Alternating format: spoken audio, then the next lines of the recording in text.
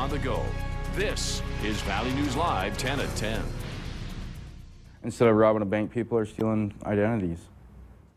Someone falls victim to identity theft nearly every 3 seconds. It's one of the fastest growing crimes in the United States. And what's even more shocking is the number of people discovering a family member is the criminal. Good evening. Thanks for joining us. Mike is off tonight. A national credit information firm says 1/3 of victims had their information stolen by someone in their family. A man from Valley City called our whistleblower hotline saying he thinks someone is stealing his son's identity. Valley News Team's crime and safety reporter Nicole Johnson shows us why the possible theft is so heartbreaking. They'd have to put in a fake birth date to make them 18 years of age. This credit card offer showed up in Cody Williams' mailbox in October, addressed to his son, Braden. It took me a minute to actually figure out how one could go about doing this, but it's easier than you think? Yeah. Cody had twins back in 2009, a daughter, Hayden, and a son, Braden, who died at 4 months old. I can't even describe it. It's something nobody should have to deal with. So when he got this credit card offer in the mail addressed to Braden, he knew something was wrong. It only leads me to believe that somebody is using his social security number to benefit financially. And it's personally very sickening to take advantage of somebody's loved one like that.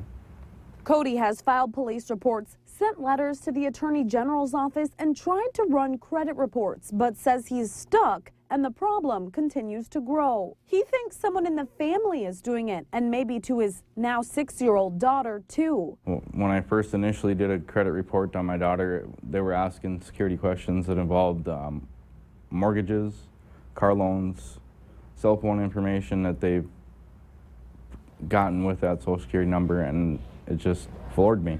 It's brought back pain of loss and fear of gaining credit card problems for his daughter. She could start from ground zero and not be given the opportunity that everybody else has. Cody says he's going to continue to investigate, but wants others to learn from his feeling of hopelessness.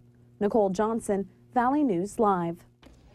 A representative from the Attorney General's office says it does happen where people will open accounts under other people's names. It's a serious crime that could come with felony charges. Experts say checking your credit report often is important. If you need help with an issue in your community, call our whistleblower hotline at 237-6576 and leave your tip. A member of our investigative team will get on the case and go to work to expose the truth. The Fargo Police Department is asking for your help in locating a missing teenager. Here's his picture. His name is John Douglas McClendon Jr. He was last seen wearing a black Adidas sweatsuit with white stripes and a black T-shirt with black shoes. He's 14 years old, 5'6", 120 pounds. If you know where John is, you're asked to contact Fargo Police at 235-4493. One man is in jail tonight accused of murdering another person in Fergus Falls, Minnesota, late last night. Police were called to a home on Main Street near 19th Avenue in Fergus Falls about 10:30 p.m. A man was dead, and police called it a violent death. They say the suspect fled the scene but was caught a short time later in his vehicle. Formal charges have not been filed yet. Fergus Falls police say both the suspect and victim are male. They're not releasing their names at this time. They say another person was at the scene when the murder happened. Neighbors in the area say they're surprised this happened in their area. Oh, it was terrifying. My first thought was like, am I safe here right now? And then I looked it up and I saw that the guy was in custody, but that's really scary. Not very common for it to happen here. And especially 2 doors down from the place I grew up is like crazy. Fergus Falls police say more information on this murder will be released tomorrow. The suspect in what appears to be a murder-suicide in Los Angeles lived in St. Paul, Minnesota. Police believe that Mainak Sarkar shot a woman in nearby Brooklyn Park in connection with the California shooting. Today, they found the body of Ashley Hastie, who married Sarkar in June of 2011. She was dead from a gunshot wound.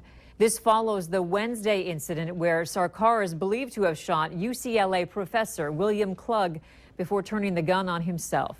Police investigating the Los Angeles shooting found what they're calling a hit list of Sarkar's possible victims. Hastie's name was on that list. The U.S. Navy has confirmed that the pilot of a Blue Angels jet was killed today during practice for a weekend air show, hours after a Thunderbird's F-16 crashed in Tennessee. This is video of smoke from the scene where the Blue Angels FA-18 aircraft crashed, again just southeast of Nashville. Navy officials say the jet did not hit any structures. The Blue Angels had been practicing in advance of the Great Tennessee Air Show in Smyrna. What do you think about the Blue Angels accident? Let us know on our Facebook page. Just search Valley News Live, like our page, and you'll stay informed throughout the entire day. A medical examiner's report says Prince died from an opioid overdose. The Midwest Medical Examiner's Office released its findings today in Prince's death. The report notes the cause of death is accidental fentanyl toxicity. Prince's body was found in his home near Minneapolis on April 21st. The report also says Prince was 5 feet 3 inches tall, 112 pounds at the time of his death. The payday loan industry could be in line for a major overhaul. The Consumer Financial Protection Bureau has proposed new rules on the industry, which include making it harder for lenders to refinance a borrower's loan. This is being done to prevent consumers from getting stuck in a cycle where they depend on the loans as their source of income. Even though this is a private business and it is something that is, an individual consumer's choice to do, many times we put into place rules or laws to protect individuals who may not make the right choice. The new guidelines do not need congressional approval to take effect, which could happen as soon as next year. Some good news for all you drivers out there. The paving project on 13th Avenue in Fargo has begun. Crews started the project today around noon, paving the north side of the road between 38th Street and 42nd Street. They're working their way west. Right now, the north side intersections at both 40th and 43rd are still temporarily closed, but the 43rd Street intersection should reopen in the next few days. Crews are on the scene right now of what was first reported as a large attic fire in Mapleton, North Dakota. When we arrived on the scene, fire crews told us they saw a bunch of smoke and that there doesn't appear to be a fire at all. It's located at 16401 38th Street South. The original report is still under investigation.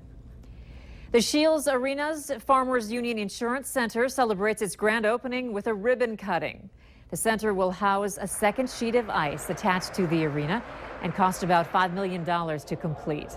The Shields Arena's president says they always wanted to add another sheet of ice, but it took 8 years to find the right partner for the project. A lot of opportunity to host unique events, but also get the high schools to have a home, the youth hockey to have a home, and a practice facility for Fargo Force.